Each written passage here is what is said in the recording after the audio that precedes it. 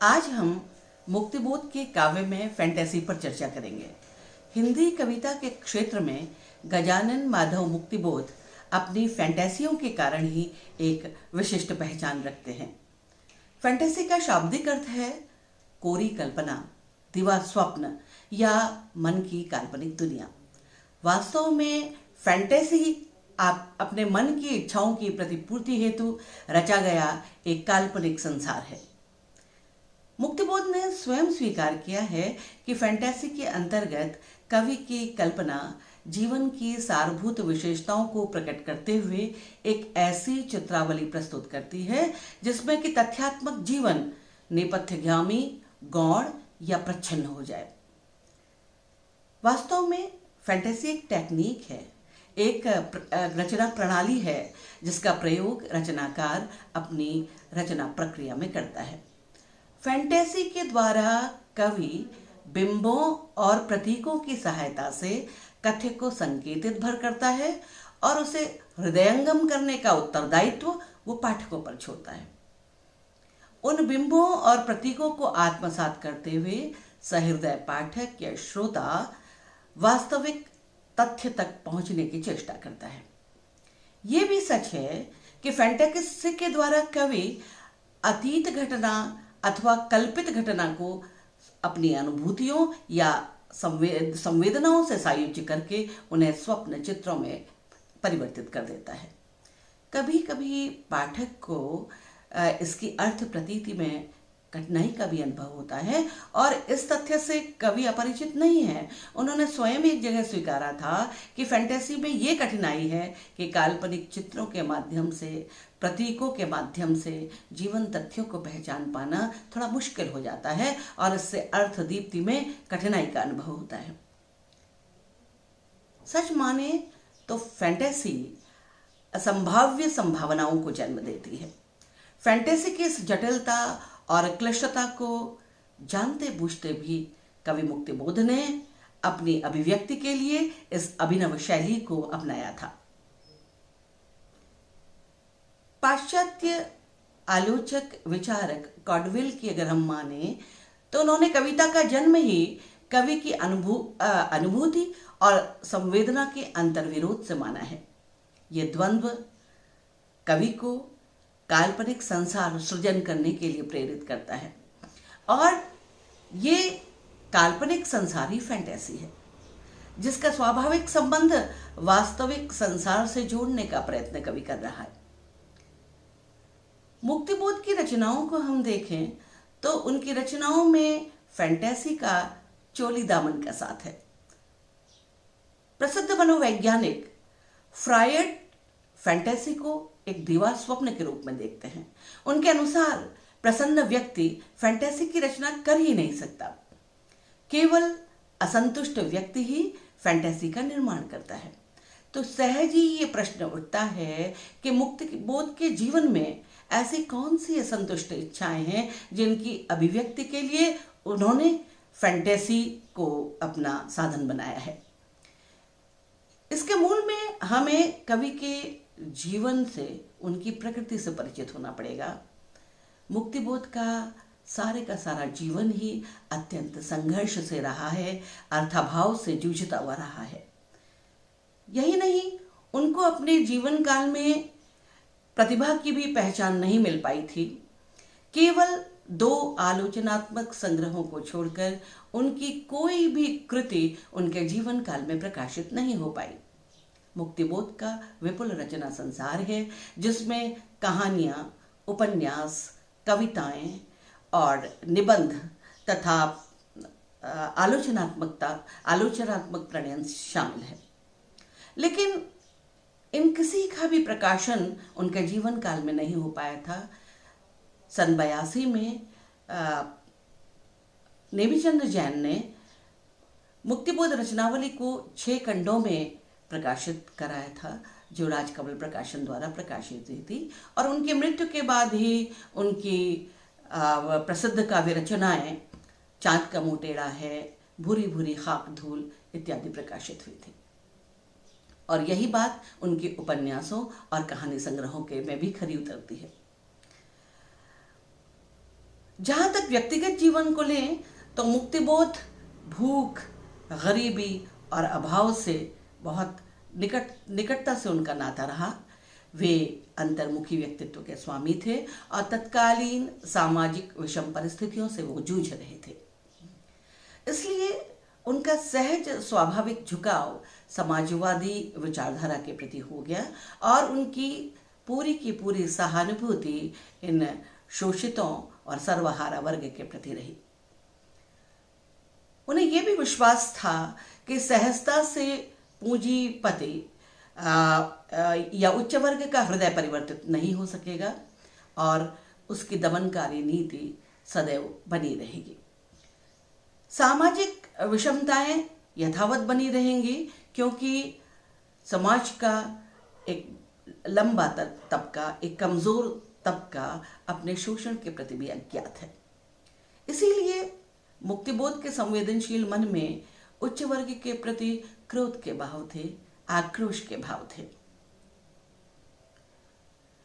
वे समाज के पूरे परिदृश्य को बदलना चाहते थे, लेकिन स्थितियां बिल्कुल विपरीत थी।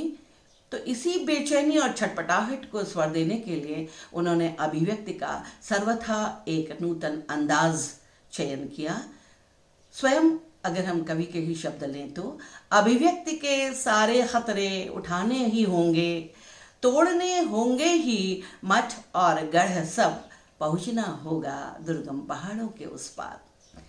अभिव्यक्ति का यही अंदाज, अभिव्यक्ति का यही खतरा फैंटेसी के रूप में सामने आया। प्रसिद्ध समालोचक परमानंद श्रीवास्तव की बात करें तो उन्होंने माना कि यथार्थ और फैंटेसी के जिस अंतर्गठन से मुक्तिबोध की कविता संभव हुई है, उसके पीछे है उनकी विराट कल्पना, वैचारिक साहस, उग्र असंतोष और तनावपूर्ण दृष्टि। मुक्तिबोध की जितनी भी चर्चित कविताएं रही हैं, उन सब में हम फैंटेसी पाते हैं, फैंटेसियों की एक श्रृंखला का दर्शन करते हैं। अंधेरे में, ब्रह्म राक्षस, मेरे सहचर मित्र, औरंगुटान, भूल गलती, एक स्वप्न कथा, एक अंतर कथा, चांद का मुंह टेढ़ा है, न जाने कितनी और भी अन्य कविताओं में हमें उनकी सशक्त फैंटेसी के दर्शन होते हैं। अंधेरे में कविता तो कवि वक्तव्य और फैंटेसियों के अंतर्ग्रथन से ही मानवोद्भूत हुई है। मुक्तिबोध ने फैंटेसी के निर्माण प्रक्रिया को 3 चरणों में वर्गीकृत किया। प्रथम, जब संवेदनशील कवि जीवन के उत्कट और तीव्र अनुभवों से वो साक्षात्कार करता है, वो अनुभव उसे होते हैं। दूसरा चरण वे है जब कवि अपनी इस कसकती और दुखती अनुभूति को अपने से पृथक कर लेता है और अंतस में उस अनुभूति को एक स्पष्ट रूपाकृति देने की चेष्टा करता है। तीसरे चरण में वो फैंटेसी शब्दबद्ध होना प्रारंभ करती है और यह प्रक्रिया अपनी परिपूर्ण अवस्था तक गतिमान रहती है। मुक्तिबोध की कविताओं को हम देखें तो कभी कभी ऐसा लगता है कि मानो किसी हॉरर फिल्म को देखकर हम लोग निकल आ रहे हैं। उसमें गश्त लगाती सीटियां, सुनसान सड़क, भयानक सन्नाटा, बावड़ी और खंडहर, ऐसे अनेक हमें शब्द चित्र दिखाई पड़ते हैं। इसके पीछे भी यदि हम जाएं तो कवि के व्यक्तिगत जीवन के अनुभव ही यहाँ सामने आ रहे हैं। फैंटेसी कवि मन की कल्पना है, इसलिए इसकी अभिव्यक्ति के लिए वो बिंबों का सहारा लेता है। बिंब, जैसा कि हम जानते हैं, अमूर्त भावों को रूपाकार देते हैं और इसी के माध्यम से कवि अपनी अभीप्सा को प्रकट कर सकता है। बिना बिंबों के फैंटेसी का निर्माण ही असंभव है।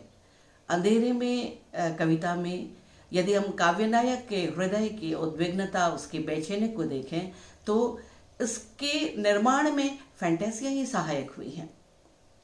एक उदाहरण आपके सामने कि वृक्षों के शीशे पर नाच नाच उठती हैं बिजलियां, शाखाएं डालियां झूम कर झपट कर चीख एक दूसरे पर पटकती हैं सिर के अकस्मात। वृक्षों के अंधेरे में छिपी हुई किसी एक तिलस्मी खोह का शिलाद्वार खुलता है धड़ से। ये काव्यनायक के अंतस की छटपटाहट को अभिव्यक्ति देने के लिए इस फैंटेसी का, इस भयानक या उलझी हुई फैंटेसी का निर्माण किया गया है। इसी तरह से कुछ और पंक्तियां देखते हैं। अंधेरे में ध्वनियों के बुलबुले उभरे, शून्य के मुख पर सलवटें स्वर की, मेरे ही उर पर धसती हुई सर, छटपटा रही हैं शब्दों की लहरें, मीठी हैं दोहसा। कवि की बेचैनी ही अभिव्यक्ति को तलाश रही है, अपनी इस वेदना को मूर्त रूप देने की वो इन शब्दों के माध्यम से चेष्टा कर रहा है। अंधेरे में कविता में कवि के वेदनाजन्य अनुभव और तज्जनित विवेक को भी अभिव्यक्ति देने के लिए कवि फैंटेसी का ही सहारा लेते हैं। मणि तेजस्क्री रेडियो एक्टिव रत्न भी बिखरे, झरता है जिन पर प्रबल प्रपात एक, प्राकृत जल वह आवेग भरा है, द्युतिमान मणियों की अग्नियों पर से फिसल फिसल कर बहती लहरें, लहरों के तल से फूटती हैं किरणें। समय के प्रपात में झिलमिलाती मणियों की किरणें कवि नायक की आशान्वित विवेकपूर्ण दृष्टियां हैं, जो उसे अनेक वेदनाओं को झेलकर प्राप्त हुई हैं। इसी तरह से हम मुक्तिबोध की एक और कविता लेते हैं, औरांग ऊटांग। औरांग ऊटांग कविता में कवि मानव मन की जटिल मानसिक वृत्तियों को फैंटेसी के माध्यम से उभारने की चेष्टा करता है। उन्हीं के शब्दों में, स्वप्न के भीतर स्वप्न, विचारधारा के भीतर और एक अन्य सघन विचारधारा प्रच्छन्न, कथ्य के भीतर एक अनुरोधी विरुद्ध विपरीत नेपथ्य संगीत, मस्तिष्क के भीतर एक मस्तिष्क, उसके भी भीतर एक और कक्ष, कक्ष के भीतर एक गुप्त प्रकोष्ठ और कोठे के सांवले गुहांधकार में मजबूत संदूक, दृढ़ भारी भरकम। इस शब्द चित्र के माध्यम से कवि व्यक्ति की मानसिक प्रक्रिया की गुह्यता और जटिलता को रूपाकृति देने का प्रयास कर रहा है। कविता आगे बढ़ती है और औरांग ऊटांग के रूप में कवि स्वयं को या काव्यनायक स्वयं को ही अनुभव करता है। स्वयं की ग्रीवा पर फेरता हूं हाथ की, करता हूं महसूस एकाएक गर्दन पर उगी हुई सघन नयाल और शब्द पर उगे हुए बाल तथा वाक्यों में औरांग ऊटांग के बड़े हुए नाखून। इन पंक्तियों के माध्यम से कवि ने प्रत्येक व्यक्ति के भीतर छिपी हुई पाशविक वृत्तियों को उजागर किया है। प्रत्येक व्यक्ति के चेतना के अनेक स्तर हैं। व्यक्ति स्वयं को समाज के सामने जिस सभ्य रूप में प्रकट कर रहा है, हो सकता है अचेतन मन में उसके अनेक अनैतिक भावनाएं दबी पड़ी हों। व्यक्तित्व के निर्माण में इस अचेतन मन की एक बहुत बड़ी भूमिका होती है। काव्यनायक आत्मनिरीक्षण के क्षणों में विचारों की सूक्ष्म से सूक्ष्म परतों को उधेड़ता चलता है और अपनी वास्तविक पाशविक वृत्ति को देखकर वो ग्लानि से भर उठता है और इसे समाप्त करने के लिए उद्यत है। मन की गुफा में छिपी पाशविक वृत्तियों को कवि ने औरांग ऊटांग के रूप में प्रस्तुत किया है। गर्दन में उगे सघन अयाल, शब्दों में उगे बाल और वाक्यों में नाखूनों का होना व्यक्ति के भीतर धूर्त और हिंसक स्वरूप का उद्घाटन है। इसे कवि ने समाज के अन्य बुद्धिजीवियों में भी छिपा हुआ देखा है। उसे उनकी छिपी हुई पाशविकता और उसके वास्तविक स्वरूप का ज्ञान होने लगता है। इसी तथ्य को कवि ने अपने अंदाज में प्रस्तुत किया है। मेरी आंखें उन बहस करने वालों कपड़ों में छिपी हुई सघन रहस्यमय लंबी पूंछ देखती और मैं सोचता हूँ कैसे कैसे सत्य हैं? ढांक रखना चाहते हैं बड़े बड़े नाखून? किसके लिए हैं वे बाघनख? हम देखते हैं कि कवि ज्यों ज्यों जटिल यथार्थ में प्रवेश करते हैं, क्यों क्यों उनकी फैंटेसी भी और अधिक जटिल होती चलती है। ब्रह्म राक्षस उनकी एक बड़ी चर्चित कविता है। इसमें कवि की फैंटेसी भी अनूठी है। कवि बात करते हैं व्यक्तित्वांतरण की, क्योंकि समाज में परिवर्तन लाने के लिए वो जानते हैं कि व्यक्ति के स्वभाव में आमूल चूल परिवर्तन होना अत्यंत आवश्यक है। व्यक्तित्व के रूपांतरण में भी चिंतन और कर्म, इसका सामंजस्य होना बहुत जरूरी है, क्योंकि कवि ने स्वयं माना है कि आचार रहित विचार और विचार रहित कर्म का कोई अर्थ ही नहीं है। अगर व्यक्ति केवल अपने संकुचित दायरे में सिमटा हुआ सिर्फ चिंतन करता रहेगा तो समाज के साथ मिलकर उसे वो कार्य रूप में परिणत कर ही नहीं सकेगा। ठीक ऐसी ही स्थिति ब्रह्म राक्षस की भी हो गई है, और इसी स्थिति को ब्रह्म राक्षस के प्रतीक के माध्यम से उन्होंने प्रस्तुत किया है। बावड़ी में वह स्वयं पागल प्रतीकों में निरंतर कह रहा, वह कोठरी में किस तरह अपना गणित करता रहा और मर गया। ब्रह्म राक्षस के रूप में कवि ने आत्मलीन व्यक्ति के मिथ्या दंभ और अहंकार को दिखाया है, जो सारी जिंदगी केवल अपने अहंकार का पोषण करता है और फिर उसके हाथ लगती है ग्लानि और वो पश्चाताप में ग्रसित रहता है।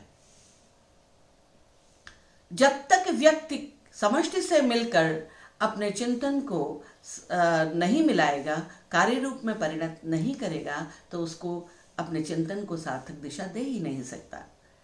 इस बात को ब्रह्म राक्षस की फैंटेसी के माध्यम से कवि ने शब्दाकृति देने की चेष्टा की है। गहन अनुमानिता, तन की मलिनता दूर करने के लिए प्रतिपल, पाप छाया दूर करने के लिए दिन रात, स्वच्छ करने ब्रह्म राक्षस घिस रहा है देह, हाथ के पंजे बराबर बांह चाती मुंह छपाछप, खूब करते साफ फिर भी मैल फिर भी मैल। ब्रह्म राक्षस के माध्यम से कवि ने एक अतिशय ज्ञानी और आत्मसंघर्ष में लीन व्यक्ति के दिग्भ्रमित मानस को स्वरूप देने की चेष्टा